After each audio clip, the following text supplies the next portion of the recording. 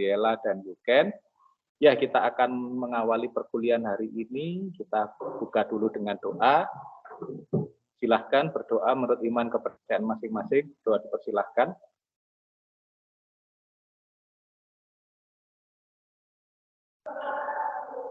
Ya, berdoa cukup. Ya, silahkan Aileen, Gabriela, dan Yuken melakukan presentasi. Nanti setelah presentasi memimpin di diskusi dan kemudian setelah itu nanti di bagian terakhir mengembalikannya ke saya. Silahkan untuk kelompok memulai.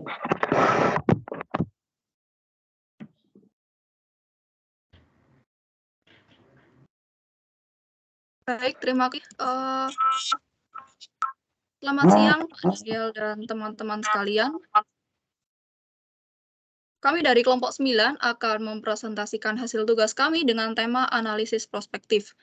Kemudian saya akan memperkenalkan anggota dari kelompok ini. Yang pertama ada saya sendiri selaku moderator Aileen Kencem, NIM 19.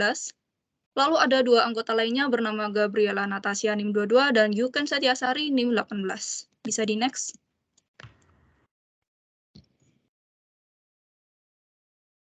Berikut adalah beberapa subbab penting yang akan dibahas kali ini. Yang pertama adalah proses proyeksi, di mana proses ini merupakan bentuk dari perencanaan keuangan. Kemudian yang kedua adalah analisis prospektif dalam model penilaian laba sisa, diikuti peramalan jangka pendek dan studi kasus. Bisa di next.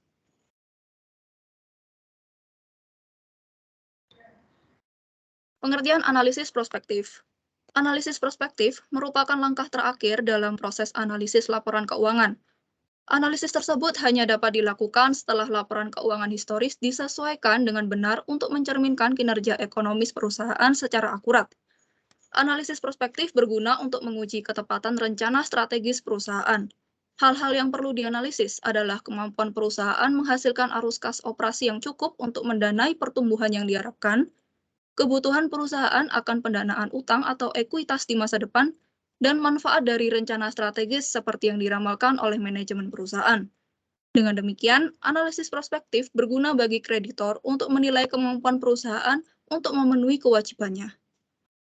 Analisis prospektif sendiri juga terbagi menjadi dua dalam pengerjaannya, mulai dari perkiraan jangka pandang meliputi analisis data masa lalu, serta perkiraan laporan keuangan, kemudian implementasi yang meliputi perkiraan dan valuasi saham, serta tingkat pembalikan atas penggerak nilai. Bisa di next. Next.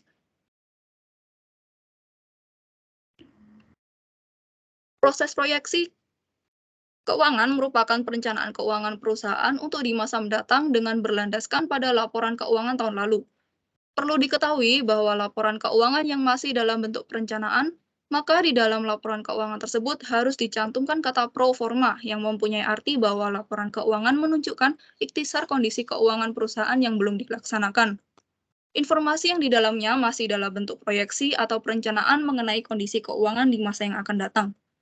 Proses proyeksi dimulai dari laporan laba rugi, diikuti dengan laporan posisi keuangan atau neraca, dan laporan arus kas. Berikut akan dijelaskan oleh Yuken.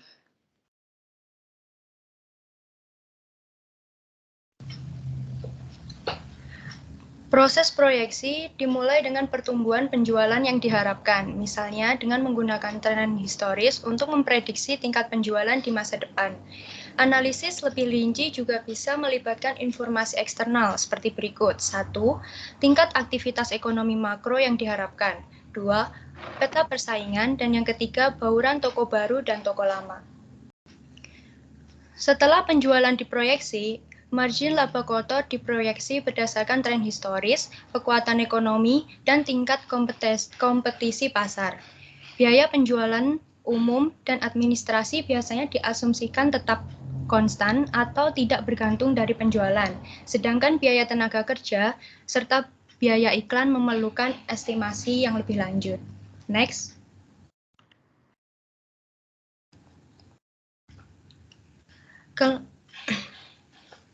Kelemahan presentase penjualan dalam proyeksi laporan laba rugi. Berdasarkan data yang diperoleh, metode penjualan dengan proyeksi laporan laba rugi menghasilkan akuransi angka yang rendah. Hal ini terjadi karena adanya penggunaan rasio historis antara penjualan dan HPP, biaya operasi, dan beban bunga. Tetapi kelemahan ini dapat dihilangkan dengan cara membagi komponen-komponen biaya menurut sifatnya masing-masing. Misalnya, setiap komponen biaya dipilih menjadi biaya variabel dan biaya tetap, yang kemudian memutuskan besarnya persentase untuk tiap komponen biaya. Next. Langkah-langkah pelaporan neraca, yaitu yang pertama, proyeksi aset lancar, kedua, proyeksi kenaikan aset tetap, ketiga, proyeksi kewajiban lancar, 4, bagian lancar utang jangka panjang, kelima, utang jangka pendek lainnya diasumsikan tidak berubah. Yang keenam, saldo awal utang jangka panjang juga diasumsikan sama dengan tahun lalu. Yang ketujuh, kewajiban jangka panjang lainnya diasumsikan sama dengan saldo tahun lalu. Yang kedelapan, saham biasa awal juga diasumsikan sama dengan saldo tahun baru. Yang kesembilan, laba ditahan diasumsikan sama dengan saldo tahun lalu. Dan yang terakhir, pos ekuitas lainnya juga diasumsikan sama dengan saldo tahun lalu. Untuk slide selanjutnya akan dipresentasikan oleh Tasya. Selanjutnya ada proyeksi laporan neraca. Untuk awalan, proyeksi piutang, persediaan, aset tetap, utang usaha, dan beban yang masih harus dibayar, itu menggunakan proyeksi penjualan dan harga pokok penjualan, serta tingkat perputarannya. Di sini ada dua rumus. Rumus pertama, tingkat perputaran piutang usaha, sama dengan penjualan dibagi saldo piutang usaha. Rumus yang kedua, proyeksi piutang usaha. Proyeksi penjualan dibagi tingkat perputaran piutang usaha. Proyeksi laporan arus kas.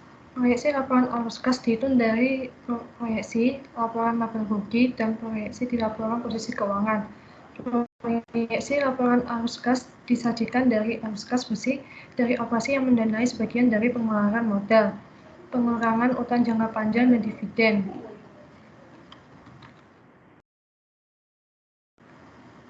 Pola arus kas sangat penting dipelajari sebelum menguji model untuk analisis proyeksi arus kas. Kas dan setara kas merupakan aset yang paling liquid. Hampir seluruh keputusan manajemen lebih berfokus pada kas daripada konsep dan liquid lainnya. Beberapa pengguna seperti kreditor terkadang menganggap aset seperti piutang usaha dan persediaan sebagai bagian dari aset yang liquid. Mengingat pos tersebut bersifat dalam dikonversi menjadi kas dalam waktu dekat. Manajemen bertanggung jawab atas keputusan investasi kas dalam bentuk aset atau untuk membayar biaya konversi. Konversi kas ini meningkatkan risiko karena pemulihan kas dari aktivitas-aktivitas tersebut kurang pasti. Investasi kas dalam aset atau biaya untuk mengembangkan produk baru memiliki risiko pemulihan menjadi kas yang sangat tinggi. Likuiditas jangka pendek dan solvabilitas jangka panjang bergantung pada pemulihan dan kemampuan realisasi pengeluaran kas. Keterkaitan antara arus kas, akrual, dan laba harus disertakan dalam analisis. Saat persediaan barang jadi yang merupakan akumulasi banyak biaya dan beban dijual, maka makin laba perusahaan akan menghasilkan arus masuk dana liquid melalui piutang dan kas. Semakin tinggi makin laba, semakin besar pertumbuhan dana liquid. Arus kas memiliki keterbatasan yang penting. Ketika perusahaan memperoleh kas masuk, maka manajemen berwenang untuk menentukan penggunaannya. Pilihan penggunaan ini bergantung pada komitmen pembayaran seperti dividen, akumulasi persediaan, pengeluaran modal, atau pembayaran utang. Arus kas juga bergantung pada kemampuan perusahaan untuk mendapatkan dana dari berbagai sumber seperti ekuitas dan utang. Manajemen memiliki wewenang yang besar atas penggunaan arus kas yang tidak dikomitmenkan. Proyeksi laporan arus kas. Kelemahan dalam model proyeksi laporan arus kas adalah seperti berikut. A.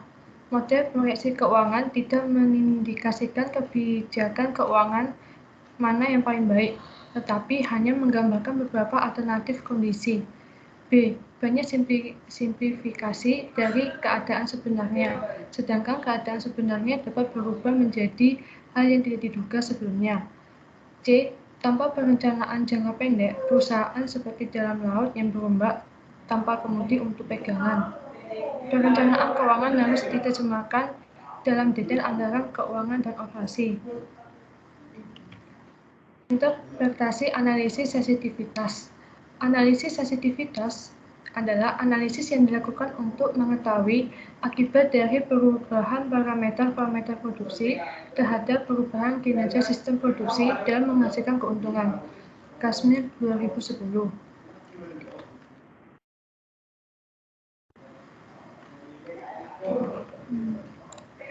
Tujuan dari adanya analisis sensitivitas adalah untuk melihat apa yang akan terjadi dengan hasil analisis proyek jika ada sesuatu kesalahan atau perubahan dalam dasar-dasar perhitungan biaya atau benefit. Elgren tahun 1996.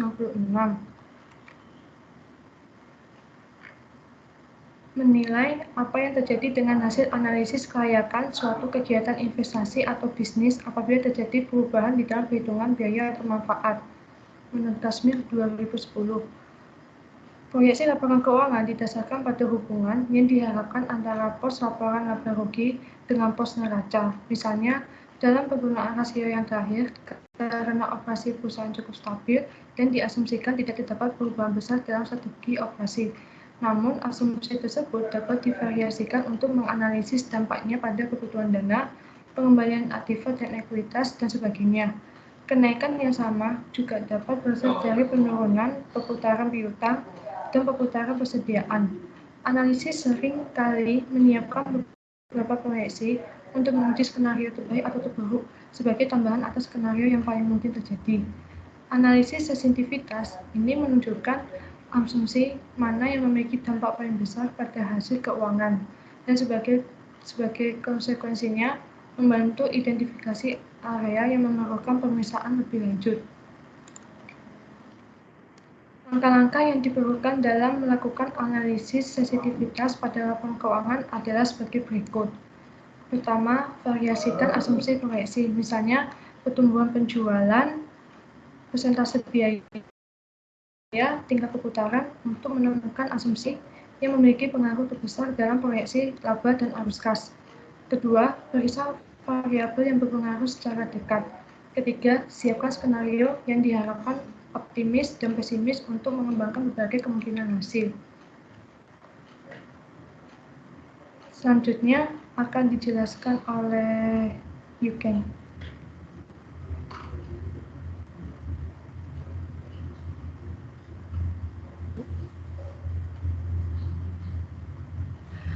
Untuk bab selanjutnya akan dibahas yaitu mengenai aplikasi analisis prospektif dalam model penilaian laba sisa.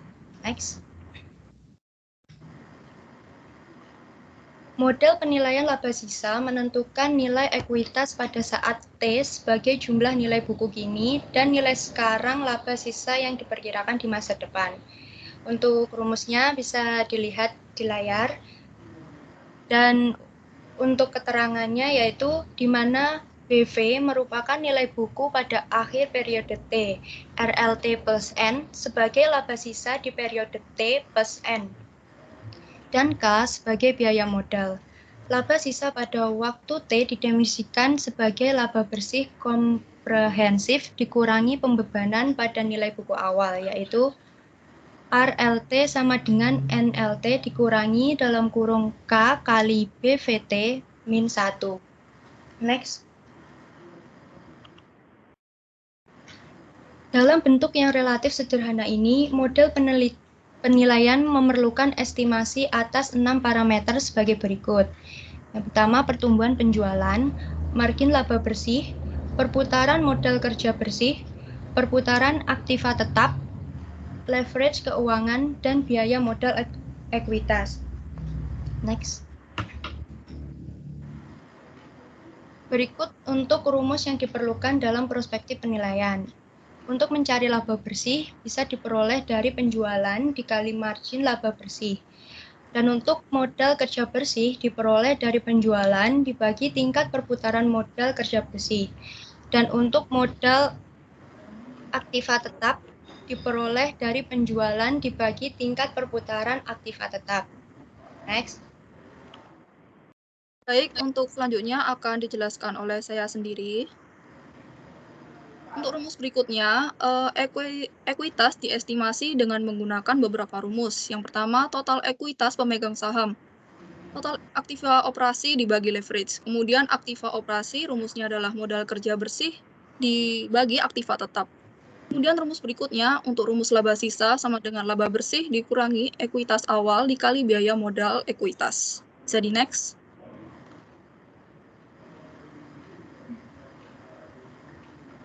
Kemudian berikutnya adalah tren penggerak nilai. Modal laba sisa dapat digunakan untuk menentukan harga saham sebagai nilai buku ekuitas pemegang saham ditambah nilai sekarang dari laba sisa yang diperkirakan, di mana RIT sama dengan INIT dikurangi dalam kurung K dikali BVT min 1 atau RIT sama dengan dalam kurung ROET min K tutup kurung dikali BVT min 1. Laba sisa juga dapat dinyatakan dalam bentuk rasio, yaitu ROE sama dengan NIT dibagi BVT min 1. Ini tuh maksudnya adalah nilai pemegang saham dibuat selama ROE lebih besar dari K. Bentuk ini menekankan kenyataan bahwa harga saham berubah bila ROE tidak sama dengan K. Dalam keseimbangan, tekanan kompetisi akan mendorong tingkat pengembalian mendekati biaya sehingga laba abnormal akan hilang. Dengan demikian, estimasi harga saham adalah sebesar proyeksi pengembalian ROE pada nilai langkah panjangnya bagi perusahaan dan industri tertentu. Selain itu, ROE adalah pendorong nilai seperti halnya dengan komponennya, yaitu margin laba bersih, perputaran aset, dan leverage keuangan. Bisa di next. Yang tiga adalah peramalan jangka pendek. Bisa di next. Peramalan jangka pendek. Peramalan jangka pendek merupakan alat yang digunakan untuk menganalisis likuiditas jangka pendek. Kegunaan dari peramalan jangka pendek adalah sebagai berikut. Yang pertama, internal. Manajer dan auditor digunakan untuk mengevaluasi aktivitas operasi saat ini dan masa depan. Kemudian yang berikutnya, eksternal. Kreditor jangka pendek guna menilai kemampuan perusahaan dalam melunasi utang jangka pendek. Analisis ini digunakan untuk menilai perusahaan dalam memenuhi kewajiban jangka pendek yang dilakukan. Hal ini disebabkan jumlah dan kompleksitas faktor-faktor yang mempengaruhi arus kas masuk dan arus kas keluar tidak dapat diestimasikan secara andal dalam jangka panjang. Untuk penjelasan berikutnya akan dijelaskan oleh Gabriela. Selanjutnya, pentingnya peramalan penjualan. Keandalan peramalan laba bergantung pada kualitas peramalan penjualan, dengan sedikit pengecualian seperti dana dari aktivitas pendanaan atau dana untuk aktivitas investasi. Peramalan penjualan meliputi arah dan tren penjualan, pangsa pasar, kondisi industri dan ekonomi, kapasitas produksi dan keuangan, faktor kompetisi. Peramalan arus kas dengan analisis pro forma.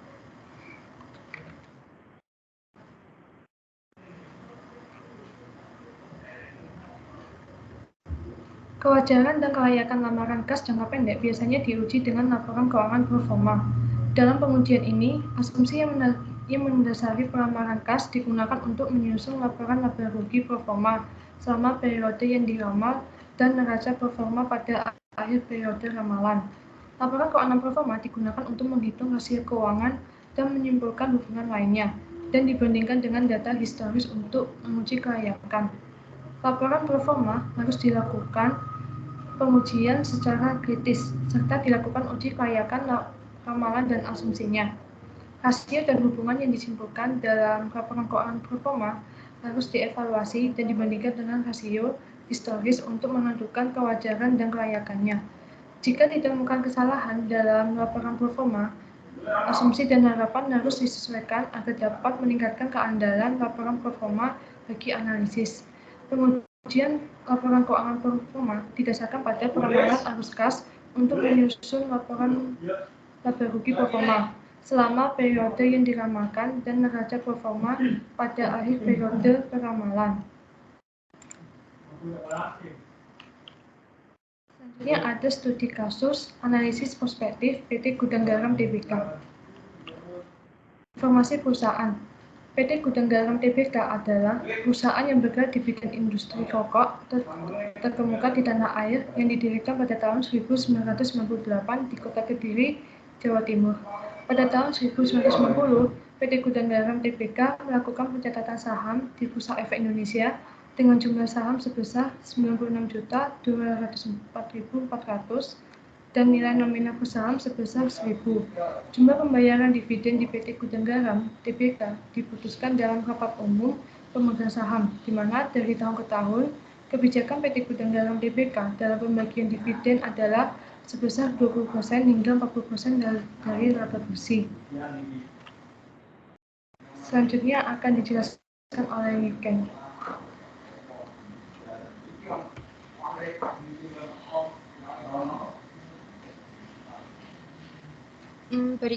Ini adalah laporan laba rugi dari PT Gudang Garam Tbk.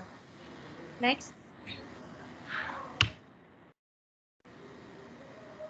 Dan ini adalah rumus-rumus yang digunakan untuk rasio terpilih. Next. Berikut langkah-langkah dalam memproyeksikan laporan keuangan. Yang pertama yaitu memproyeksikan pendapatan. Pendapatan diperoleh dari pendapatan tahun 2021 dikali dengan pertumbuhan pendapatan. Lalu yang kedua itu laba kotor yang diperoleh dari hasil proyeksi pendapatan dikali margin laba kotor. Lalu yang ketiga ada beban pokok penjualan yang diperoleh dari hasil proyeksi pendapatan dikali hasil proyeksi laba kotor. Yang keempat ada penjualan umum dan administrasi yang diperoleh dari hasil proyeksi pendapatan dikali rasio terpilih dari beban penjualan umum dan administrasi. Lalu yang kelima ada penyusutan dan amortisasi yang diperoleh dari penyusutan dan amortisasi tahun 2021 dikali rasio terpilih dari beban penyusutan. Yang keenam, bunga diperoleh dari beban bunga tahun 2021 dikali rasio terpilih beban bunga. Lalu yang ketujuh, laba sebelum pajak penghasilan yang diperoleh dari hasil proyeksi laba kotor dikurangi hasil proyeksi penjualan umum dan administrasi, dikurangi hasil proyeksi penyusutan dan amortisasi, dan dikurangi hasil proyeksi beban bunga. Yang kedelapan, ada beban pajak penghasilan yang diperoleh dari hasil proyeksi laba sebelum pajak penghasilan dikali rasio terpilih beban pajak penghasilan. Untuk langkah yang ke-9 tidak ada. Lalu untuk langkah yang ke-10 yaitu laba bersih diperoleh dari hasil proyeksi laba sebelum pajak dikurangi hasil proyeksi beban pajak penghasilan. Semua nilai ini diperoleh dari laporan laba rugi PT Gudang Garam tahun 2021. Next. Dan ini merupakan hasil proyeksi laporan laba rugi PT Gudang Garam Tbk. Lanjut.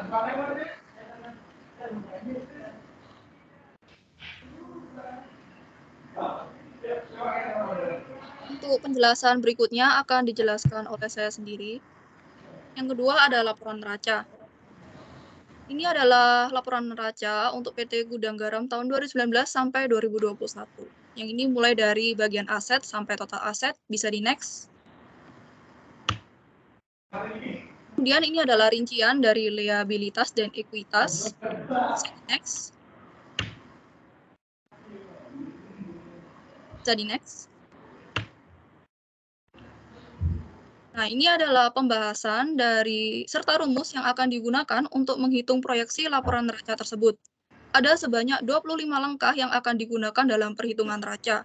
Yang pertama ada piutang usaha, dimulai dari rumusnya pendapatan dibagi perputaran piutang, kemudian persediaan, kemudian PPN dibayar di muka, kemudian pajak penghasilan dibayar di muka, beban dibayar di muka, aset lancar lainnya, aset tetap bersih, aset pajak tangguhan bersih, pajak penghasilan dibayar di muka.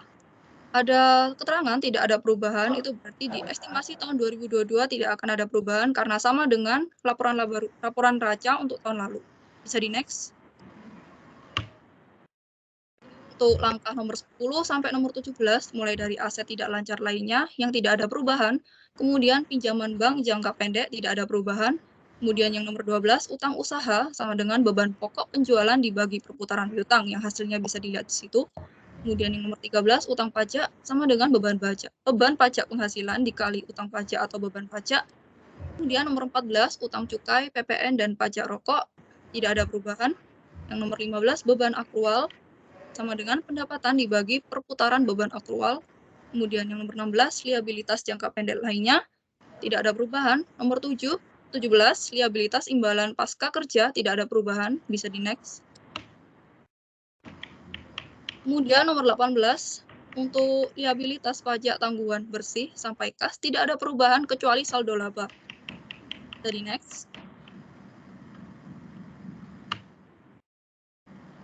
Ini adalah laporan proyeksi neraca untuk PT Gudang Garam untuk estimasi tahun 2022, hasil dari laporan neraca tahun 2021. Langkah proyeksinya bisa dilihat dengan jelas di situ, mulai dari nomor 25, 1, 2, 3, 5, 6, dan seterusnya. Bisa di next.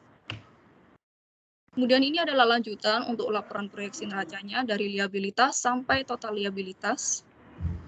Bisa di next. Ini adalah laporan proyeksi neraca terakhir untuk ekuitas sampai beberapa rasio terpilih yang akan dipilih untuk menghitung proyeksi laporan neraca. Untuk penjelasan berikutnya akan dijelaskan oleh Gabriela.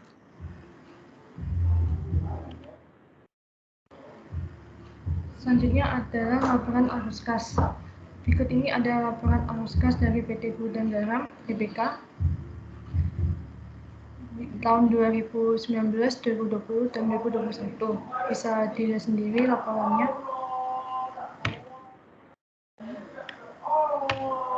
Dan ini adalah proyeksi laporan arus kas PT Gudang Garam dengan estimasi tahun 2022. Kas awalnya sebesar 3.571.886 dan kas akhirnya sebesar 3.581.742.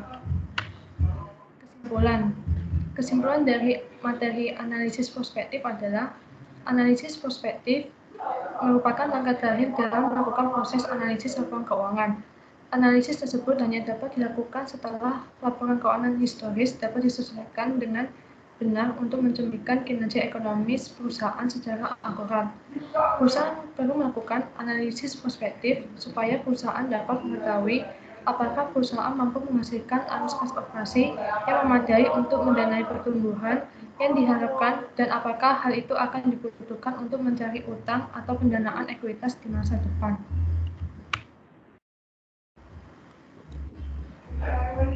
Sekian presentasi dari kelompok kami. Mohon maaf apabila ada kesalahan dalam penyampaian kata. Terima kasih. Kemudian kami akan membuka 3 sesi pertanyaan yang masing-masing memiliki 3 penanya di setiap sesi. Untuk sesi pertama bisa raise hand ya yang mau bertanya.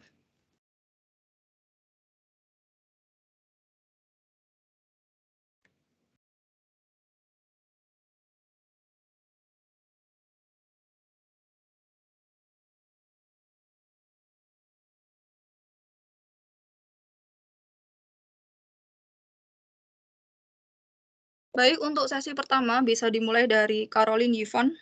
Bisa disebutkan dengan NIM.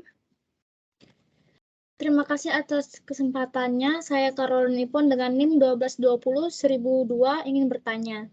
Bagaimana perusahaan dapat mengukur dan meramalkan permintaan konsumen secara lebih akurat? Terima kasih.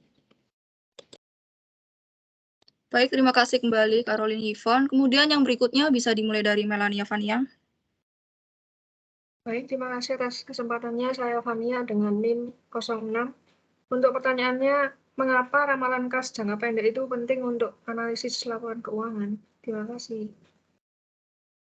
Terima kasih kembali. Untuk pertanyaan berikutnya bisa dimulai dari Safira. Baik, terima kasih atas kesempatannya. Saya Safira, NIM belakang 11, ingin bertanya. Jadi mengapa dalam buat proyeksi laporan keuangan asumsi itu menjadi hal yang penting? Terima kasih. Baik, terima kasih atas pertanyaannya. Untuk sesi pertama akan kami tutup dan kami akan masuk ke diskusi dulu.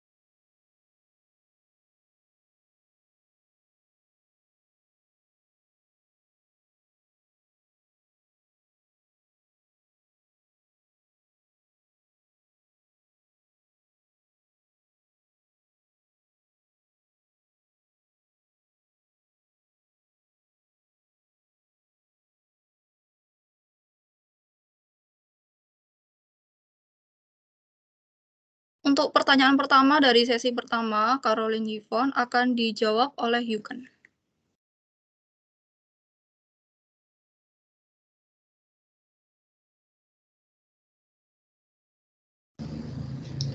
Baik, saya akan menjawab pertanyaan dari Yvonne. Bagaimana perusahaan dapat mengukur dan meramalkan permintaan secara lebih akurat?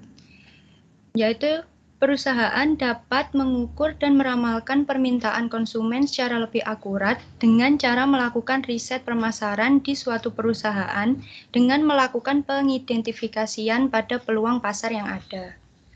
Bagaimana, Yvonne? Terima kasih, sudah jelas. Oke, sama-sama.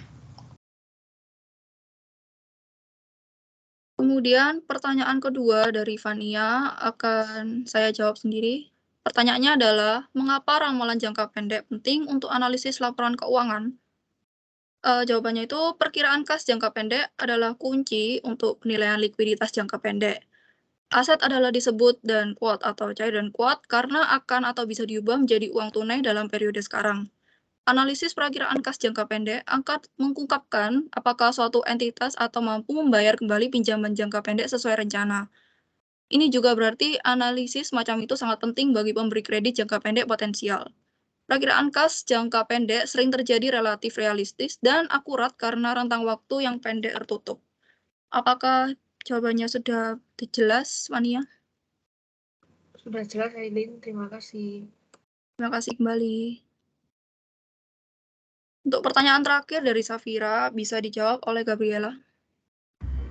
Baik, saya akan menjawab pertanyaannya Safira. Tadi pertanyaannya, mengapa dalam membuat proyeksi asumsi menjadi penting?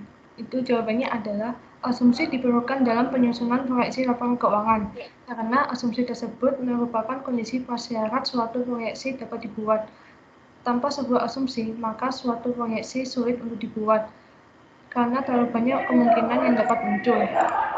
Bagaimana Safira, apakah ada tanggapan? Sudah sangat jelas, Tasya. Terima kasih.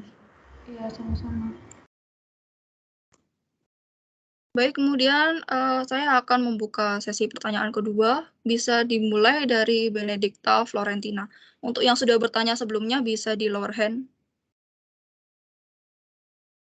Baik, selamat siang. Terima kasih atas kesempatannya. Saya Benedicta Floren dengan NIM Tadel 32. Saya ingin bertanya, hal-hal apa yang perlu dipertimbangkan dalam pemilihan metode peramalan? Terima kasih. Baik, terima kasih kembali atas pertanyaannya. Untuk pertanyaan berikutnya bisa disebutkan oleh Mika. Baik, terima kasih atas kesempatannya. Saya Mika, NIM 12201007, ingin bertanya, apa saja kegunaan dari analisis prospektif ini? Terima kasih. Terima kasih untuk pertanyaannya. Untuk pertanyaan terakhir bisa disebutkan oleh Yulia Erlina. Baik, terima kasih kesempatannya. Saya Yulia, NIM 122010029. Pertanyaan saya, apa saja yang harus diperhatikan oleh suatu perusahaan agar dapat membuat proyeksi yang lebih detail? Terima kasih. Baik, terima kasih atas pertanyaannya. Untuk sesi pertanyaan kedua akan kami tutup terlebih dahulu dan kami akan memasuki diskusi saat ini.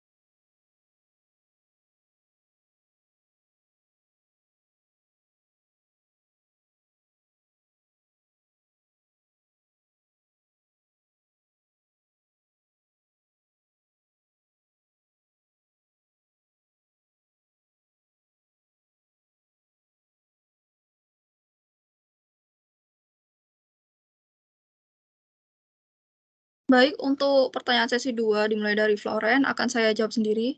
pertanyaannya tadi adalah hal-hal apa yang perlu dipertimbangkan dalam pemilihan metode peramalan.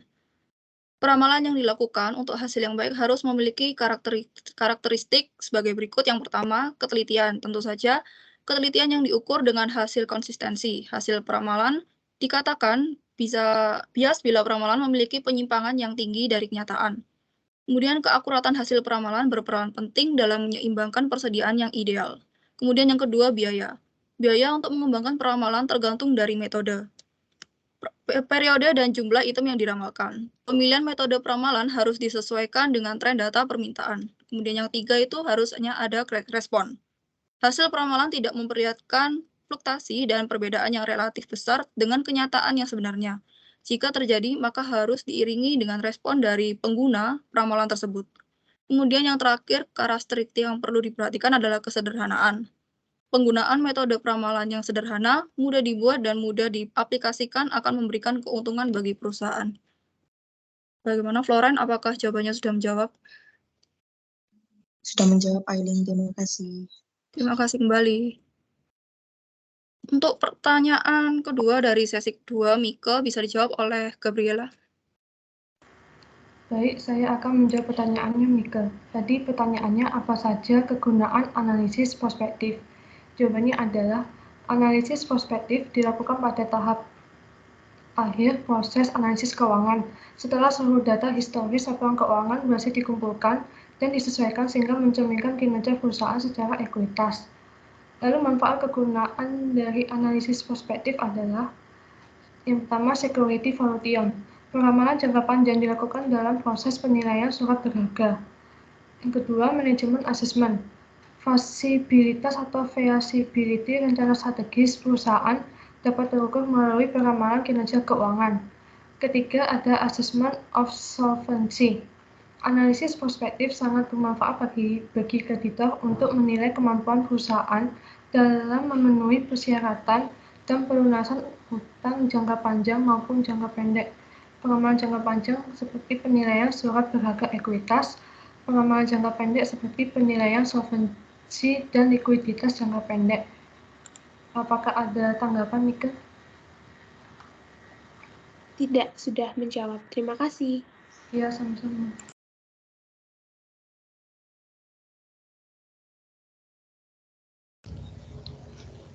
Baik, selanjutnya Yuken akan menjawab pertanyaan dari Yulia. Apa saja yang harus diperhatikan oleh suatu perusahaan agar dapat membuat proyeksi yang lebih detail sehingga dapat mengatasi kelemahan dalam model proyeksi keuangan. Jadi, perusahaan dapat membuat proyeksi dengan lebih detail dengan memperhatikan hal-hal berikut. Yang pertama, target rasio-rasio keuangan untuk menentukan item-item dalam laporan keuangan. Lalu yang kedua, memperhatikan kapasitas sumber daya yang dimiliki seperti tenaga kerja, mesin, ruang kantor, dan juga peralatan. Lalu yang ketiga, tidak semua item dalam laporan keuangan memiliki hubungan linier dengan penjualan, target pertumbuhan, dan efisiensi yang diinginkan oleh manajemen. Dan yang keempat, yaitu asumsi yang dibuat harus cukup realistis. Bagaimana, Yulia? Apakah sudah jelas? Iya, sudah jelas. Terima kasih, kelompok. Sama-sama. Baik, karena pertanyaan sesi 2 sudah selesai, berikutnya akan dilanjutkan dengan pertanyaan sesi 3. Bisa dimulai dari Maggie, Gustiani, kemudian Xiaoqing, dan terakhir Shirley Margareta. Untuk Yulia bisa di lower hand. Baik, terima kasih atas kesempatannya. Nama saya Maggie Gustiani, NIM 1220105, mau bertanya. Tadi ada dijelaskan sedikit tentang laporan keuangan proforma. Saya mau tahu bagaimana cara menyusun laporan proforma. Terima kasih. Baik, terima kasih atas pertanyaannya. Untuk pertanyaan kedua dari sesi terakhir, bisa disebutkan oleh Xiaoqing. Baik, terima kasih atas kesempatannya. Saya Xiaoqing dengan NIM akhir 13, izin bertanya. Pada analisis prospektif, apakah ada tahapan dalam menentukan elemen kunci masa depan? Terima kasih.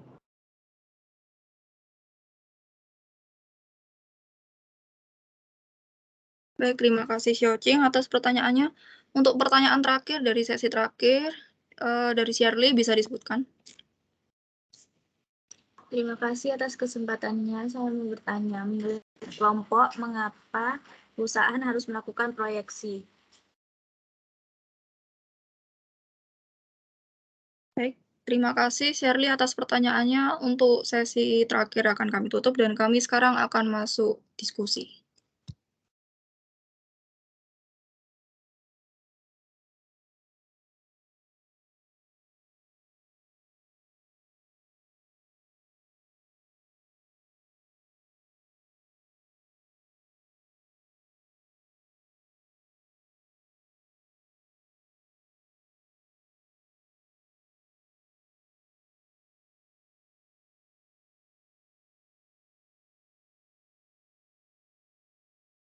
Baik, untuk pertanyaan pertama dari Maggie bisa dijawab oleh Yuken.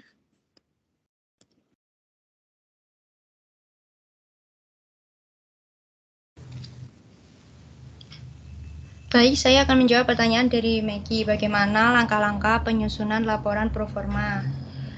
Langkah yang pertama yaitu memperkirakan proyeksi pendapatan bisnis dengan menggunakan asumsi pasar yang realistis, bukan hanya angka yang hanya menciptakan fantasi optimisme baik bagi pemegang saham, investor, bahkan pihak manajemen perusahaan sendiri.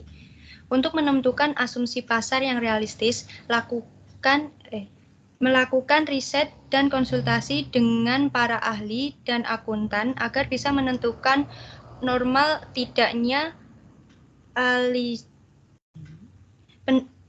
pendapatan tahunan, asumsi arus kas, dan akumulasi aset. Langkah yang kedua, memperkirakan total kewajiban dan biaya, di mana liabilitas mencakup pinjaman dan kredit. Sementara untuk perkiraan biaya mencakup barang-barang seperti sewa, utilitas atau peralatan, gaji karyawan, asuransi, lisensi, perizinan, bahan baku, pajak, dan lain sebagainya. Pastikan juga untuk penentuan perkiraan setiap pengeluaran dilakukan secara realistis. Lalu langkah yang ketiga, memperkirakan arus kas yang memproyeksikan penghasilan bersih di masa mendatang. Penjualan aset, dividen, penerbitan saham, dan lainnya. Perkiraan arus kas ini didasarkan pada laporan aliran kas yang diproyeksikan dari laporan laba rugi dan neraca. Bagaimana Maggie? Apakah sudah jelas? Iya, sudah jelas dan sudah menjawab. Terima kasih. Ya, sama-sama.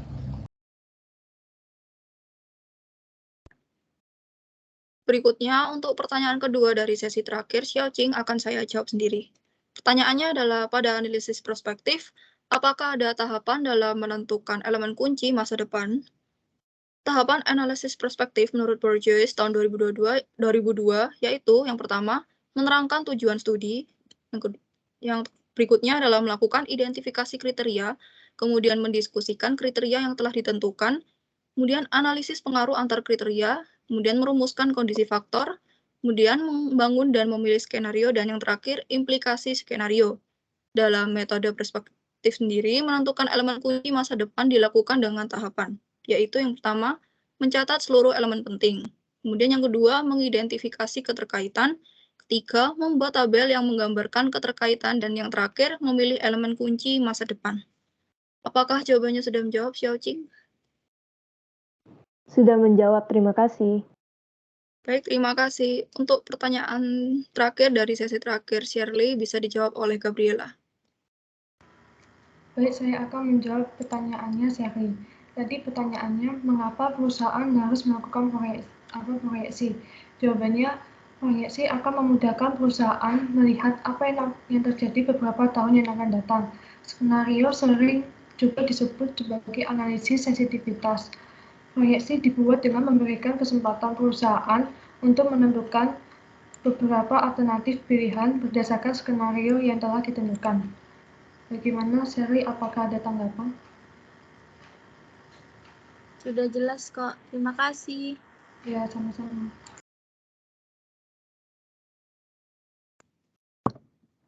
Baik, untuk semua sesi pertanyaan sudah kami jawab. Untuk berikutnya akan kami kembalikan ke Pak Daniel. Terima kasih kelompok pembelajaran mengenai analisis prospektif. Ya, oke. Nah, saya pindah tempat.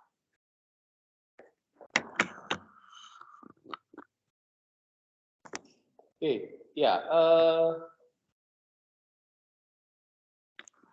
Dampak dari tahap performa itu sebenarnya apa yang dilakukan itu kan prosesnya seperti apa sih kalau kita melihat yang namanya kita melakukan ramalan rencana dan ramalan itu pasti data dari datanya perusahaan itu apa yang secara umum dari didapatkan oleh perusahaan.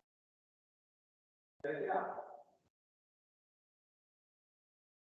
laporan keuangan itu kalau sudah perusahaan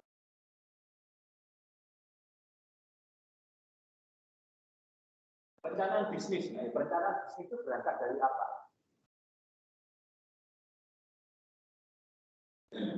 Dari orang lain, ya. Dari orang lain itu kalau kita ngomong ekonominya, itu yang Anda pelajari saat awal-awal belajar tentang teori ekonomi. Semuanya pasti berangkat dari yang namanya supply and demand. Sebenarnya berapa yang sudah bisa dihasilkan oleh dia. Jadi berapa kemudian pasar ini selama ini menyerap produk kita, itu berapa sih yang selama ini mampu dihasilkan oleh yang ada dibutuhkan oleh pasar dan kemudian berapa yang dihasilkan. Nah ini sebenarnya supply and demand itu kan kita ngomongin apa supply. Kalau demand kita ngomongin demand permintaan, jadi ngomongin sebenarnya kebutuhan pasar itu berapa? Ada kebutuhan pasar yang harus dipenuhi. Nah, kebutuhan pasar ini dipenuhi oleh apa? Berapa yang kita bisa produksi, berapa yang kita bisa buat dengan berbanyak macam dan hal ya. Nah, kemudian berarti apa? Setelah itu bagaimana menjadi kebutuhan pasar.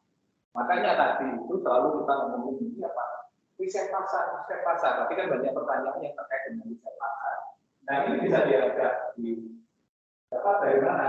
Dari tentu saja riset pasar ya yang diterapkan. Nah, apakah ini cukup? Ya tidak, Pak. Ini kita ngomongin analisis laporan keuangan, kita tidak ngomongin teori ekonomi secara umum ya, apalagi teori ekonomi makro. Tapi ini adalah asumsi dasar yang harus dimiliki. Sebuah perusahaan tidak akan bisa membuat perencanaannya kalau dia tidak tahu bagaimana kondisi pasar, baik kondisi pasar sekarang maupun kondisi pasar masa depan. Nah, dari hasil riset pasar itu kan dia tahu sebenarnya berapa produk yang kita bisa kita hasilkan, ya kan? Berapa produk yang kita bisa produksi, sehingga apa? Itu bisa kemudian minimal BUP dibuat. Sekaligus kalau bisa itu ada margin yang kita dapatkan, keuntungan yang lebih ya, maka berlipat. Nah, ini baru kemudian produk ini baru ditaati ke dalam apa? Ke dalam yang namanya anggaran. Mata kuliah apapun. Seperti yang kemarin ceritakan. Mata kuliah yang paling mudah saya sukai dan tidak saya bisa ya, aplikasi industrial termasuk dalam anggaran. Tapi kemana aja, terpaksa. Tapi kemudian dia tidak akuntansi. Waktu itu aja ya, saya tak ada. Kalau di manajemen saya nggak terlalu bisa kan mereka nggak terlalu ngerti gitu kan. Kalau dia akuntansi kan aku profes. Kan? Nah ini kemudian disusun anggarannya. Anggarannya ini, berarti anggaran itu kan apa? Ini kan kita ngomongin rencana. Jadi riset pasar itu menghasilkan apa? Menghasilkan peramalan forecasting, jadi bukan ramalan ya, kalau bahasanya forecast, jadi diramalkan. Sedangkan anggaran ini terkait apa? Karena produk. Jadi ada dua hal yang kita bisa anggaran. Di sini ada anggaran terhadap biaya dan kemudian juga berapa pendapatan yang kita akan hasilkan. Nah, ini dua anggaran ini yang kita bisa hasilkan. Jadi anggaran atau kalau ini prosesnya, maka ini pelan-pelan, ini kita ngomongin berapa kondisi biaya. Jadi kita ngomongin berapa yang kita butuhkan untuk satu produk. Berapa banyaknya produk. Jadi ada apa? Ada namanya BEP, BEP per poin. Berapa yang kita minimal harus produksi supaya itu minimal yang kita produksi supaya itu baku atau impas, ya. Nah, ini dengan BEP. Termasuk kemudian apa? Berarti di sini kalau BEP kita tahu. Nah, BEP itu kan bisa dalam bentuk unit, bisa dalam bentuk rupiah, ya. Berapa kemudian biaya yang paling yang mungkin kita hasilkan. Terus kemudian berapa yang minimal yang kita hasilkan. Ini kan sudah dikatakan. Ya, baik itu unit atau quantity atau yang kemudian bentuknya adalah rupiah, ya, bentuknya adalah moneter. Nah, pendapatan ini kemudian pasti dijadikan apa? Ini dijadikan alat yang lain. Kalau dikumpulkan dari satu anggaran itu, kemudian kita tahu ini yang akan membentuk namanya RAPB, rencana anggaran pendapatan dan belanja. Pak, hanya itu Pak. Iya, rencana ini berapa sebenarnya biaya kita hasil, berapa biaya yang akan kita keluarkan dan berapa yang akan kita dapatkan. Nah, RAPB ini nanti kemudian bisa dibuat untuk menyusun laporan keuangan. Kan ini masih rencana, masih anggaran, ini kan makanya diangan-angan. Kita inginnya berapa? Kita inginnya berapa yang akan kita produksi, berapa biaya yang akan kita keluarkan, berapa pendapatan yang kita terima. Nah, RAPB ini untuk dasar dari yang namanya laporan keuangan pro forma. Aslinya itu pro forma itu berangkatnya dari ini, dari proses ini. Ya, ini yang kemudian jadi laporan keuangan pro forma, sehingga kita tahu prospek kita berapa. Nah, ini kan menghasilkan apa? Kita kalau ngomongin pendapatan di sini, tapi ngomongin pro forma, ini kan kita ngomongin prospek. Sebenarnya berapa prospek yang kita bisa dapatkan dan hasilkan. Ini kan kita ngomongin prospek. Atau ya berapa yang akan mungkin kita dapatkan. Atau berapa kemungkinan yang kita peroleh. Apakah ini dia? Tidak, ini masih prospek. Makanya laporan keuangan yang disebut laporan keuangan prospektus. Karena apa? Dia bersifat prospek, bukan yield.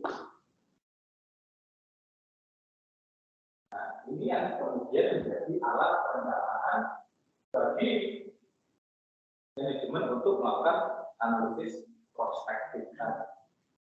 Jadi sebenarnya berangkat dari pro forma, dari apa? Dari angan-angan, dari anggaran. Dari mana? Dari kemudian awalnya itu menentukan apa yang namanya split and demand. Itu ya. Oke. Nah, tetapi laporan keuangan, Pak, kalau laporan keuangan itu kan nggak bisa pro forma, Pak, bisa analisis, bisa untuk analisis perspektif. Tapi kemudian Pak, apakah ini mudah? Sudah tidak, ya tidak.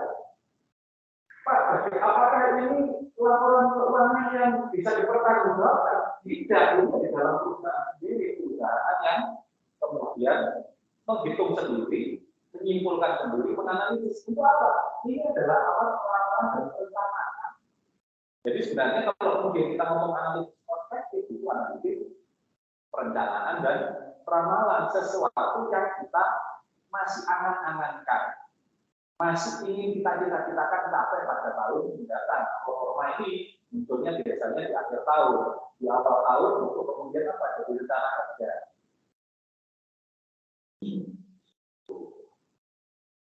Nah, ini yang jadi awal performa ini. Nah, harus disesuaikan. Nah, pokoknya nggak get. Ya, tapi apakah ini jadi laporan keuangan? Ya bisa, tapi ini laporan keuangan perencanaan, laporan keuangan performa. Apakah bisa dilakukan? Ini pasti keluar tiap tahun. Nah, ini yang kemudian kalau di bahasa yang lain ini disebut dengan bisnis plan. Karena apa? Bisnis plan itu Pak, bisnis plan itu kan ada pasalnya Pak. Apakah ada pasal yang kita hitung? Kita ada dari PNB. Pak, di dalamnya itu ada tenaga kerja yang kita pakai. Nah, kalau kita sudah ngomongin biaya, itu pasti ada biaya. Tenaga kerja juga. Berapa bahan baku ada, bahan penolongnya, atau yang namanya overhead sudah dihitung juga. Berapa tenaga kerjanya untuk tenaga kerja dulu ya, tapi tenaga kerja yang lain masih tidak dihitung. Sudah berapa kemudian pendanaan untuk pendanaan. Nah, ini yang bisnis plan ini sebenarnya ini kemudian laporan keuangan performa itu yang kita kenal. Ini kalau kita pernah kenal sih, pokoknya performa.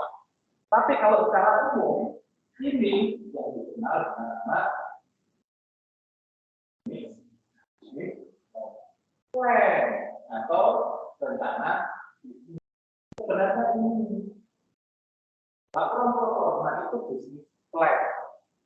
Pak, berarti tiap tahun kalau saya jadi akuntan, apakah saya membuat bisnis plan? Iya, tapi kan katanya ada. Kita mempersiapkan untuk yang tahun. Nah, karena ini Pak, prospek ini urusannya dengan tahun depan. Sebenarnya semudah itu perspektif itu. Ya, semudah itu maksudnya logikanya bisa diterima ya kan Pak. Tapi Pak, bagaimana mengerjakannya? Nah, kalau mengerjakannya memang sakit. Karena pasti apa? Ada 7 analisis yang dibagi. Ada analisis pasar, ada analisis bahan baku, ada analisis konsumen, sampai kemudian analisis performa ini. Ada 7 analisis analisis. Makanya kalau ada yang kita Pak, saya nggak mau berskripsi, Pak, saya mau bisnis. Jangan salah. Misalnya ada yang mengerjakannya orang kerja atau orang yang maksimal juga ya kalau macam ini. Sebenarnya yang dikerjakan lebih terpenting. Anda kerjakan skripsi, Pak Lu dulu maksimal 100 tahun. Tapi kalau dalam bisnis plan itu nggak ada yang bertanya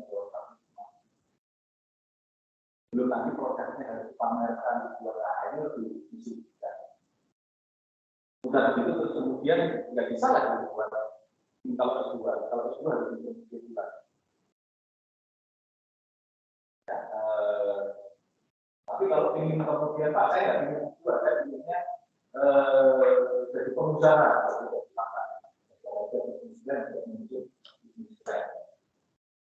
Nah, ini kepentingan sebenarnya. Nah, sekarang kalau kita ngomongin Pak semudah itu, iya. Tapi kalau kita ngomong Pak ALK optimasi, ya enggak.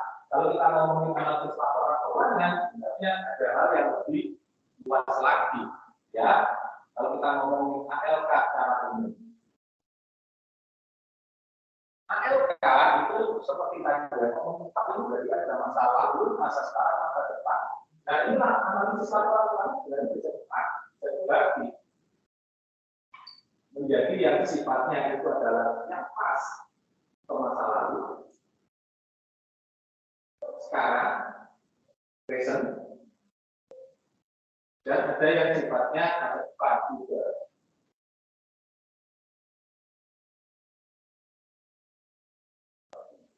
Pak, perusahaan itu nggak bisa ngomong ya. Kalau masih bikin gitu, masa lalu masih bikin kerjanya, analisisnya ya. Terus masa sekarang dan masa depan. Nah, ini ada alatnya masing-masing.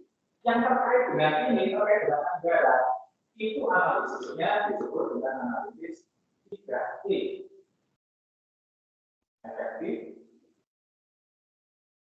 efisien dan ekonomis.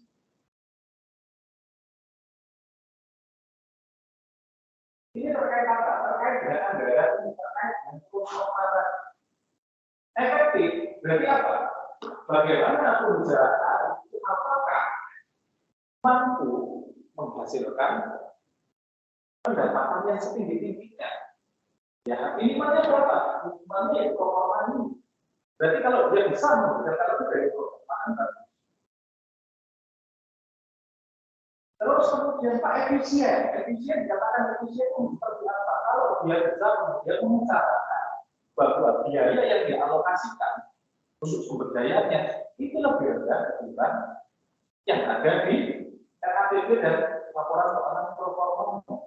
Jadi ini adalah ancaman, ini adalah standar. Sedangkan ekonomis berarti apa? Laba. Labanya apa? Tentu saja harus di atas laporan keuangan pro forma. Jadi ini adalah tantangannya, ini adalah standar minimalnya. Nah kemudian hasilnya, nah ini laporan keuangan ini apa? Ini kan laporan keuangan dulu pro forma atau rencana, sedangkan analisis laporan keuangan ini adalah laporan keuangan ini adalah dia adalah realisasinya. Nah, realisasi untuk menilai masa lalu tetap ada, tidak apa. Kalau ini masih rencana, ini katakanlah di waktu akhir tahun, tahun 2021. Tapi saat kemudian berjalan, nah ini kan kemudian jadi masalah. Ini kan tetap menjadi perkara sampai ke depan selama 2022. Nah, bagaimana menganalisisnya? Tentu saja kinerjanya katakanlah bulan Januari, Februari yang sudah jalan dan 3 bulan ya sampai Maret itu dianalisis per bulannya. Per 3 bulannya, per 7 bulannya seperti apa? Ini sudah tidak mencapai ini. Berarti apa? Dari analisis performa ini dari kata itu untuk kemudian melihat efektif, efisien, dan ekonomi dengan kebalik-balik. Yang sering sekali orang itu ngomong kita akan membuat program yang efisien dan efektif. Bentar. Aku bukan orang utama. Karena kalau orang lain selalu mengatakan efektif ekonomi. Kenapa Pak? Bukannya laporan itu pendapatan dikurangi biaya dan beban sama dengan itu adalah efektif, efisien ekonomi. Kalau kemudian ada biasanya pendapat saya akan membuat program yang efisien dan efektif. Dan biaya sebuah pekerjaan yang semurah mungkin menghasilkan hasil sebanyak mungkin. Itu yang pasti yang banyak, kemudian hasil yang paling banyak yang bermanfaat. Karena pada tidak menyambung ke ekonomisnya. Ada program proyek seefisien mungkin, serendah mungkin biayanya, pencapaiannya sebesar mungkin, sedangkan yang paling banyak efektivitas ekonomis hasilnya untuk dia sendiri. Dia kemudian korupsi dan sebagainya, gitu ya. Makanya kalau ada pendapat saya akan membuat program ini efisien dan efektif mungkin, pasti dia ekonomisnya disembunyiin untuk dirinya sendiri. Gitu ya. Kalau orang akuntansi nggak apa-apa, kalau orang akuntansi efektif, efisien, ekonomis. Kalau dia berangkatnya dari efisien dan kemudian ngomong efektif, dia nggak tahu itu kayak apa. Itu kesalahan itu falasi ya. Kalau kita berpikir yang salah karena dia kemudian kaitannya tidak. Inilah alatnya akuntansi. Kok bisa kemudian salah. Nah, ini yang pertama. Kalau kemudian Pak untuk kondisi yang sekarang, MK kebetulan ada tiga, saya ya, tapi juga ada. Nah, kemudian untuk yang sekarang, ini yang kemudian Anda bisa menggunakan yang namanya common AX atau analisis vertikal.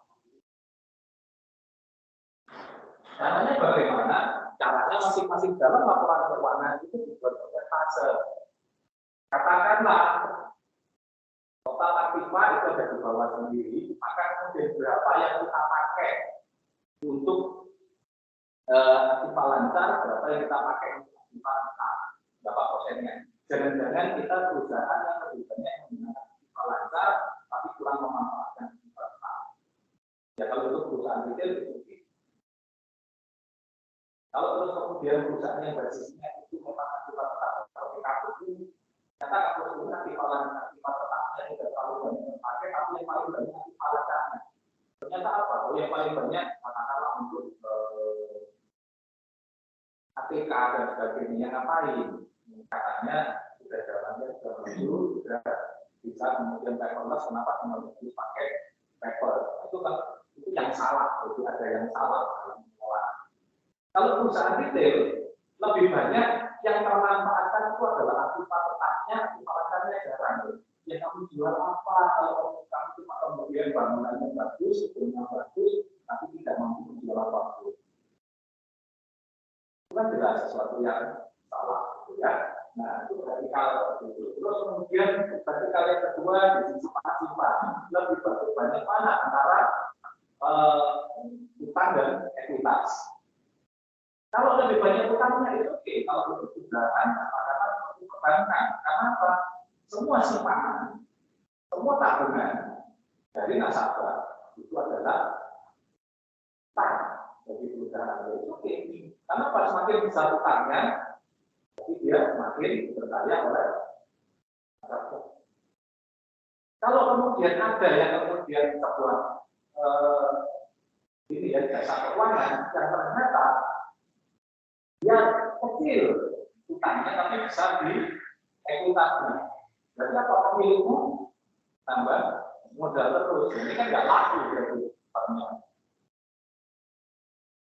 Itu bisa dilihat dari common size analisis vertikal.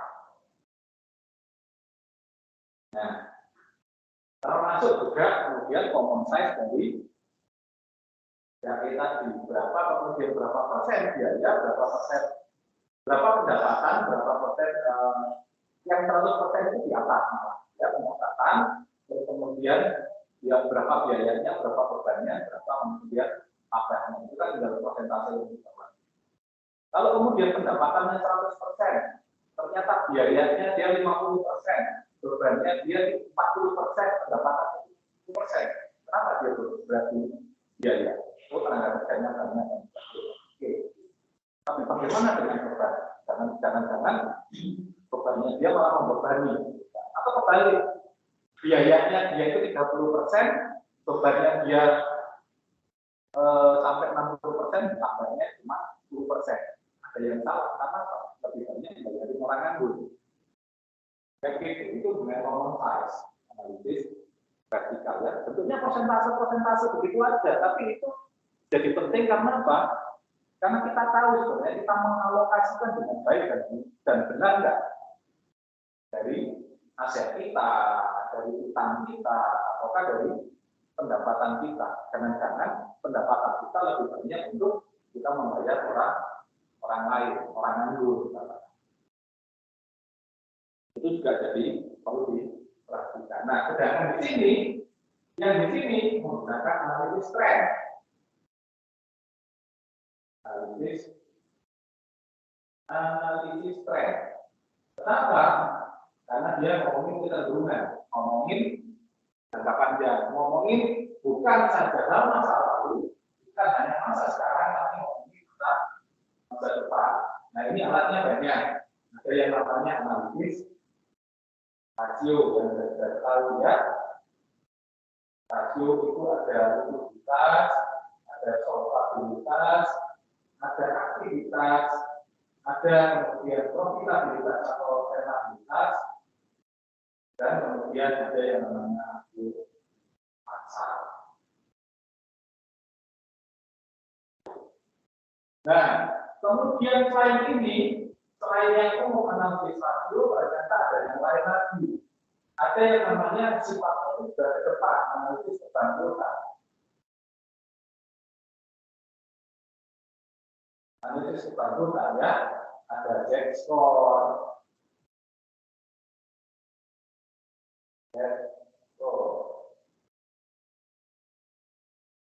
ada ekspor,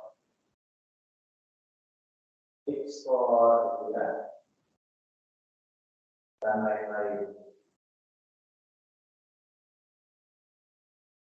Ya, ini pertamanya namanya outcome. Kemudian ini itu apa? Untuk melihat apakah perusahaan kita dalam kondisi kedepannya itu kemungkinan bangkrutnya berapa persen sih? Kalau yang lain lagi itu kita ngomongin masalah dana digital. Atau kalau dalam bahasa akuntansinya ini disebut sebagai going concern. Mampu nggak perusahaan bertahan dalam jangka panjang? Mampu nggak ke depannya? Berapa kemungkinan dia bisa masuk? Oh, dia masuk kelompok yang aman. Dia masuk kelompok yang abu-abu. Karena ada nilai ada hitungannya ya. Terus kemudian berapa yang kemudian dia sudah terancam bangkrut? Karena apa? Sudah jadi alatnya tidak bisa dipertahankan bahkan terancam pilot. Analisis kebangkrutan atau analisis pilotan. Nah, apakah yang kedepankan ini? Tidak. Ada yang namanya kemudian analisis nilai tambah. Nah, ini apa? Nilai tambah ini ada yang namanya EVA, ya ekonomi value added, ada yang namanya market value added, EVA, MTA. Ada yang kemudian financial value added, FTA. Terus kemudian ada REVA, Redefined Economic Value Added. Ya, ini ada. Ini kaitannya dengan apa? Kaitannya dengan berapa nilai tambah yang dihasilkan oleh perusahaan dari aktivitas ekonominya. Banyak analisis itu ya. Jadi mau pakai yang mana analisisnya dengan perusahaan. Ada lagi kemudian analisis yang terkait dengan kesempatan investasi. Kesempatan investasi. Nah, ini sifatnya prospektif semua. Kayak apa? Nah, ini yang disebut dengan investment opportunity set atau IOS ya, kesempatan investasi, investment opportunity set. Nah, ini ada yang kemudian ada banyak ya, ada yang 7 item, ada yang 9 item dan sebagainya ya, karena ada beberapa alat-alat yang lain. Nah, ini contohnya alat-alat yang dipakai untuk prospek. Jadi apa? Ternyata analisis laporan keuangan yang paling banyak dan itu masalah juga tidak banyak ngomongin masalah yang masa sekarang, tapi ngomongin yang prospek. Tujuannya apa sih kita ngomongin prospek ini? Karena kita perlu tahu sebenarnya perusahaan itu baik ini yang sifatnya pro forma, baik yang kemudian masa lalu, prospek dan pro forma ini.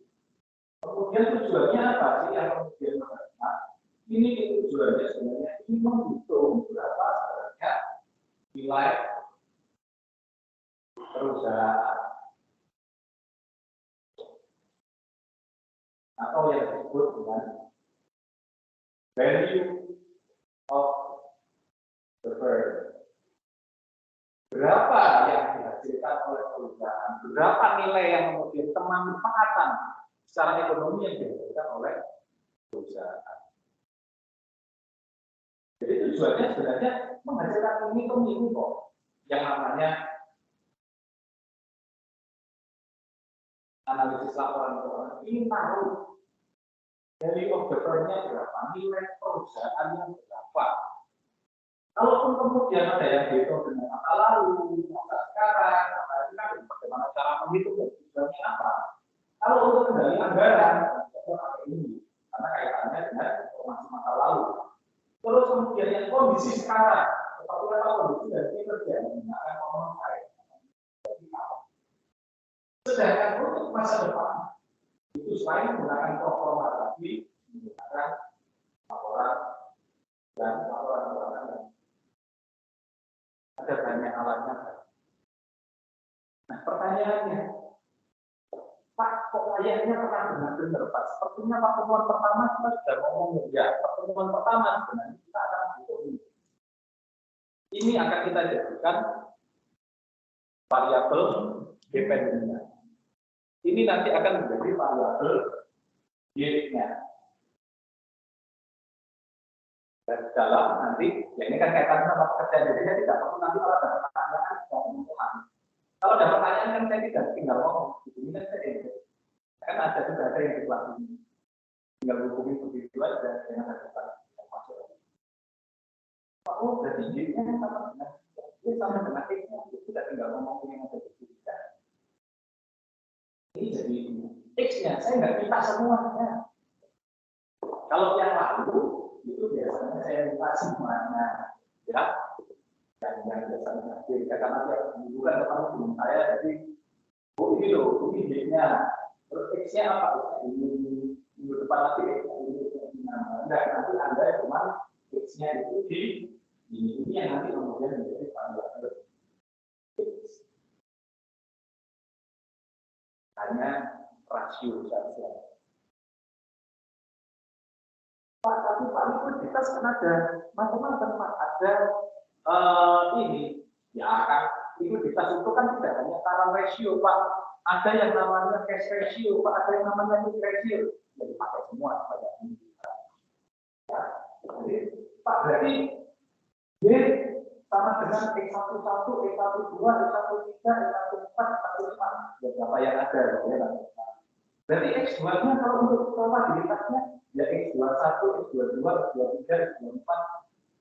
Berapa Pak biasanya kalau kakak kelas, kalau cutting, tingkat biasanya mengerjakan berapa?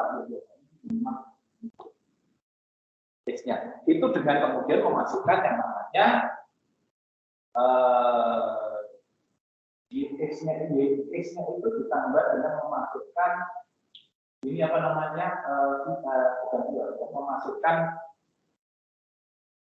Dupont, ya Dupont, terus kemudian ini masuk Reva ini saya perlu masukkan karena enggak banyak sebenarnya 4, Bios itu cuma 7, jadi ya kita yang masuk ditambahin dengan ini memang 35-an. Misalkan Anda cuma ini, ya rata-rata sekitar 25. Ya, satu, dua. Kalau keempat, kamu sampai jumlahnya 200 apa-apa kalau memecahkan ya. Nah ini pakai tipsnya ini. Dari berarti apa? Nah ini berarti apa? Karena dari ini untuk 1, 2, 3, 4, ini X. Nah, ya kita selesai. Supaya bisa ngerjakan. Tidak apa-apa kalau kalian lebih baik ya. Berbaik hati sama teman-temannya ya. Kalau enggak cukup diceritain aja ya. Catatan kalian kalau buat Panwiro. Ya kita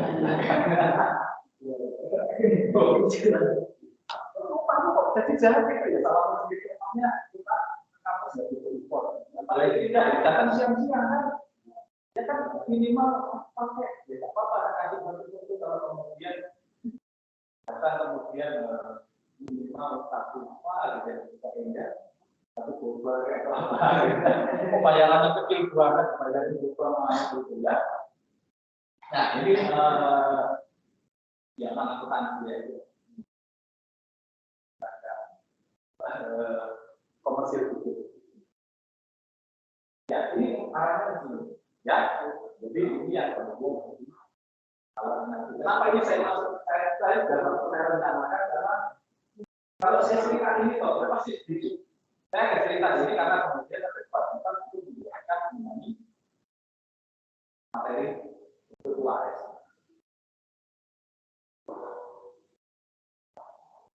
Ya, jadi kalau warisnya dalam dunia ini kasihan ya.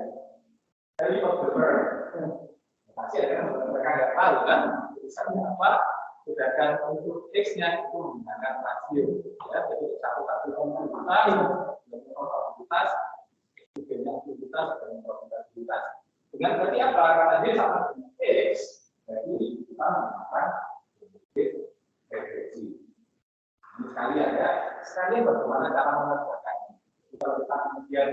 analisis regresi.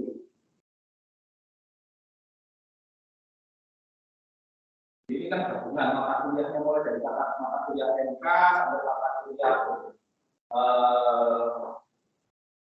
statistik. Jadi regresi pertama kali apa yang dipakai alatnya?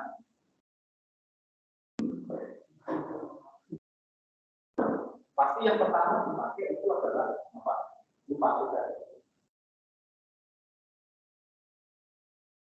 Regresi.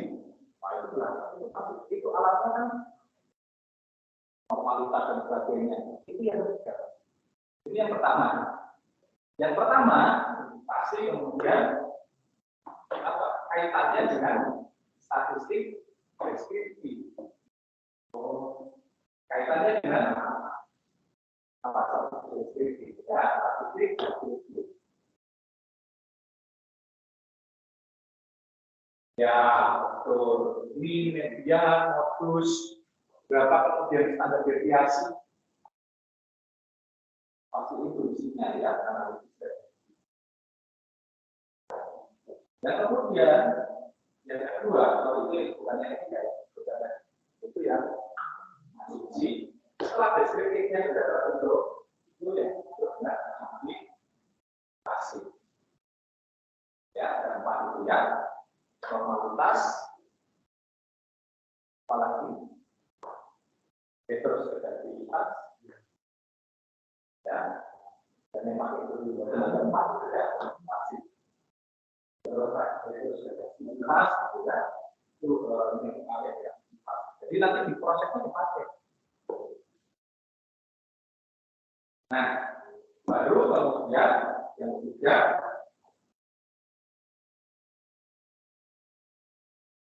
Dan kemudian uji statistiknya. Jangan pernah kebalik. Ini banyak anak kelas Anda selalu kebalik. Bahkan waktu itu selalu diawali dengan awal. Harusnya yang hurufnya besar-besar dulu. Harusnya uji R. Ya. Uji R. Baru kemudian uji R square,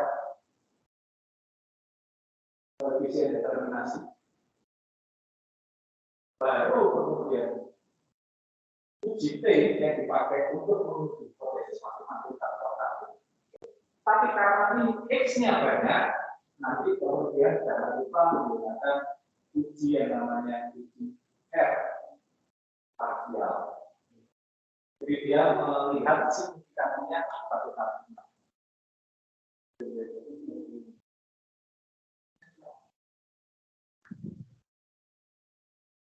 Di uji F kelayakan dari model F, kemudian uji R square koefisien determinasi berapa besar pengaruhnya secara bersama-sama. Terus kemudian uji T pakai kecil berarti-nya. T-nya bukan uji beda, kalau uji beda itu T untuk melihat signifikansi maksudnya. Dan kemudian berapa besar pengaruh empat itu yang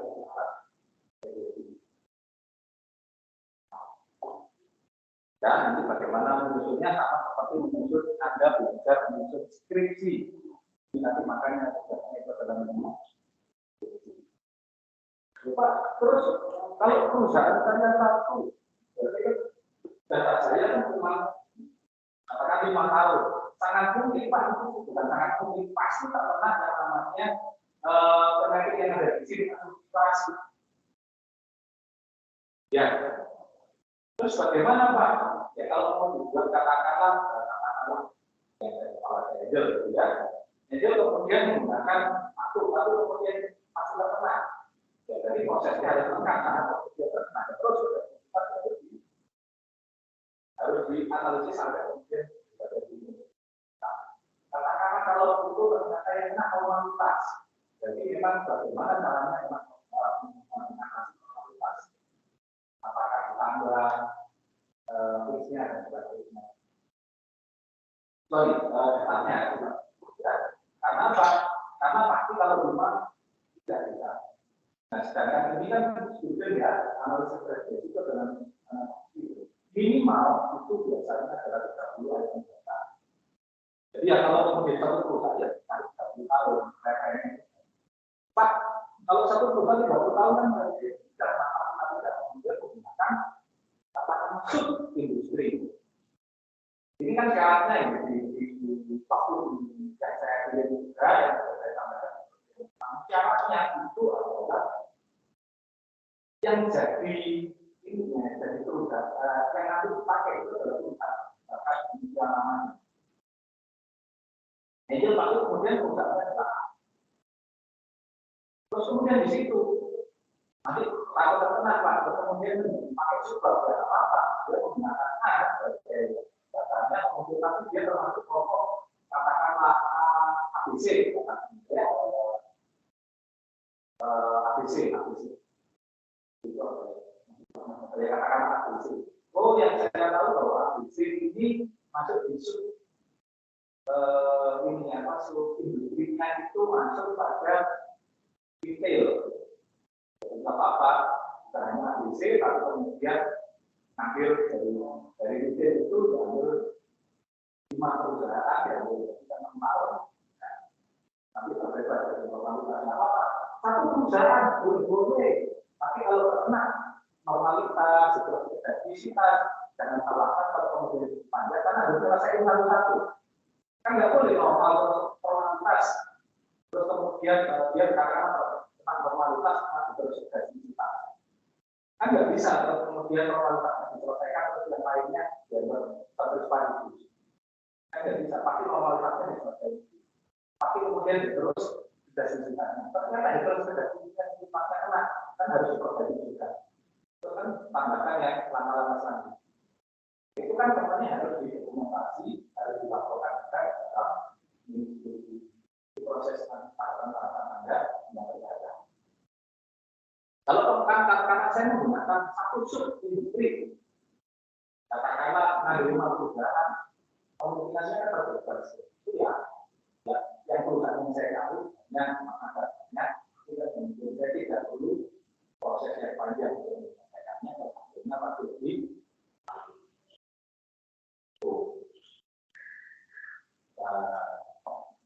itu hanya saya kasih pilihannya, kemudian orangnya ada yang siapa tahu ada yang boleh kayak gitu. Saya ambil 10 tahun, siapa tahu ternyata lulus dia lolos dari asumsi kelas. Ternyata ada lolos dengan normalitas IPK antara di dia karena itu kita tambah izin kan, tambah akhirnya tak berdiri. Akhirnya kalau dulu untuk halaman karena sebenarnya dia tetap sendiri karena masing-masing prosesnya dari ya. Tapi ada nanti Anda memilihkan mana apakah prosesnya ini apa namanya perusahaannya ataukah satu perusahaan tapi memperpanjang tahunnya atau 3 perusahaan tapi 10 tahunan adalah apa juga. Saya ini Pak, saya sangat fanatik dengan sama saya anak-anak B. Saya cari 3 perusahaan yang itu saya ambil ada perusahaan yang nama ternyata itu ada 3 perusahaan pada namanya B. Terus kemudian saya ambil 10 tahun Pak, panjang. Apa? Tapi ternyata apa? Perusahaannya berbeda. Tapi nggak bisa. Ya, perusahaannya berbeda, satu manufaktur, satu jasa, satu retail yang bisa dianalisis. Karena kalau dianalisis ini sebenarnya alat rasio yang kita pakai itu hanya cocok untuk manufaktur. Ya, yang kita pakai ini hanya untuk manufaktur atau retail atau katakanlah non keuangan. Kenapa? Karena kalau keuangan itu agak berbeda. Untuk keuangan alatnya beda. Analisis laporan keuangan untuk keuangan sektor keuangan itu beda. Ya kita ketahui kalau keuangan itu pasti bank dan non bank. Ada bank dan non bank. Ya, kemarin itu ya. Kalau bank itu ada dua. Kalau banknya itu setelah BPR, itu alatnya namanya Chemours. Alat analisisnya, rasionya itu namanya Chemours. Kalau dia non bank, kalau dia itu banknya itu sudah publik, banknya itu sudah publik, sudah publik, maka dia menggunakan BEC alat analisisnya. Makanya saya tidak lebih baik dengan menggunakan bank. Kasihan ya benek kita. Karena di awalnya B ya namanya. Pak saya enggak Pak, benek kita saya nggak pakai B. Katakanlah saya pakai yang F ya boleh. Ya, orang yang namanya. Ya inisialnya kan yang saya kenali. Karena menggunakan non bank, kalau dia menggunakan bank tidak bisa dipakai karena alatnya beda. Pak, saya mau menggunakan alat boleh, tapi belum saya ajarkan baru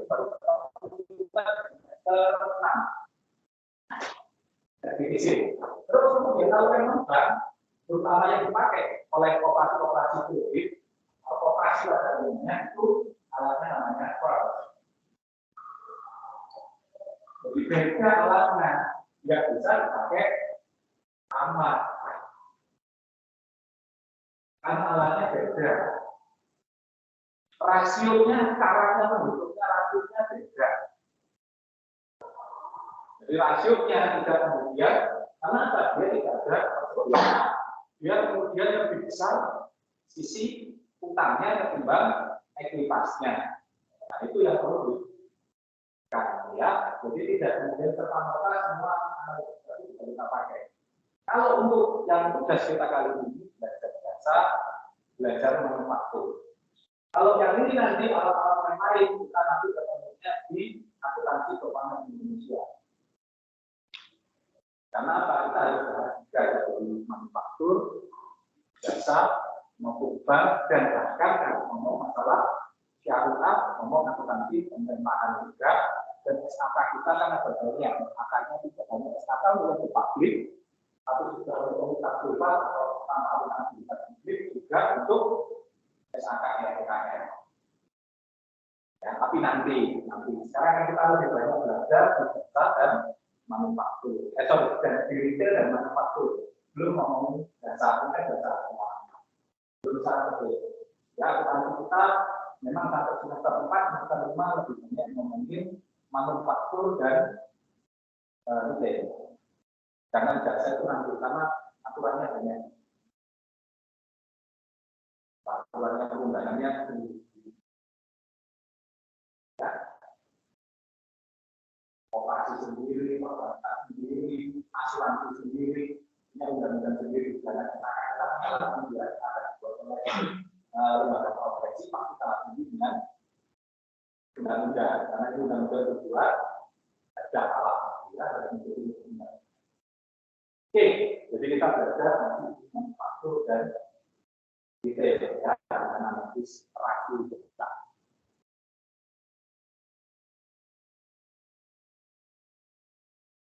Ini ada pertanyaan, Pak, kalau dikaitkan dengan audit, ini apa? Saat kemudian kita ngomongin analisis, apa? Kalau di audit mana? Audit itu mengawali dengan substantif dan apa? Uji substantif dan uji kemarin saja, ya, nanti aja ya.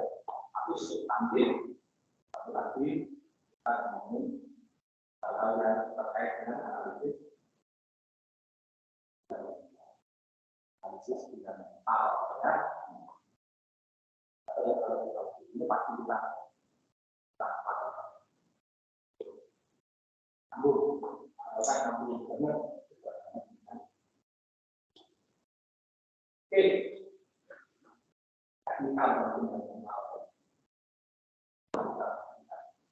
Oke, ada yang ingin ditanyakan?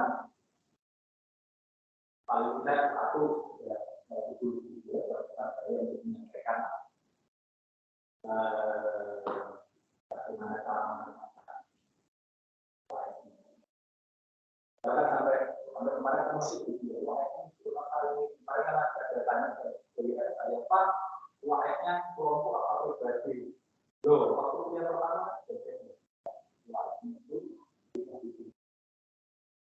membuat administrasi sendiri. Kalau pertama namanya ini saya sampaikan ini kebetulan saya sampaikan karena tidak terlalu banyak cara mengatakan karena begitu juga. Oke, sampai di sini ada yang ditanyakan.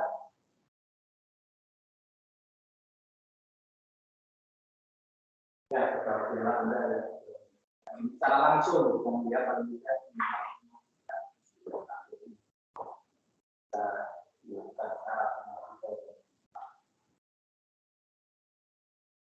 ya, kalau tidak ada yang lain lagi, tidak ada kegiatan, mari ada pertanyaan, untuk mengakhiri perkuliahan kita hari ini. Ya, semoga apa yang saya sampaikan bermanfaat bagi kita. Minimal dalam menyelesaikan studi itu lebih ada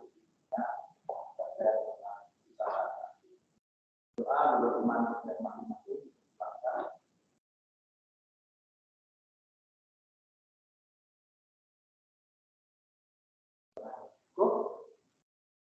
Ya, kita ketemu lagi pada.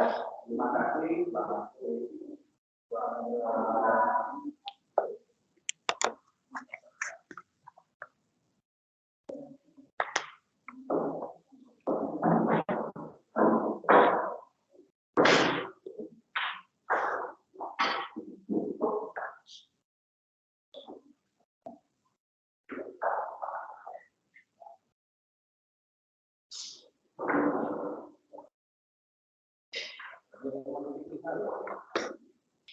Apa saya memberikan yang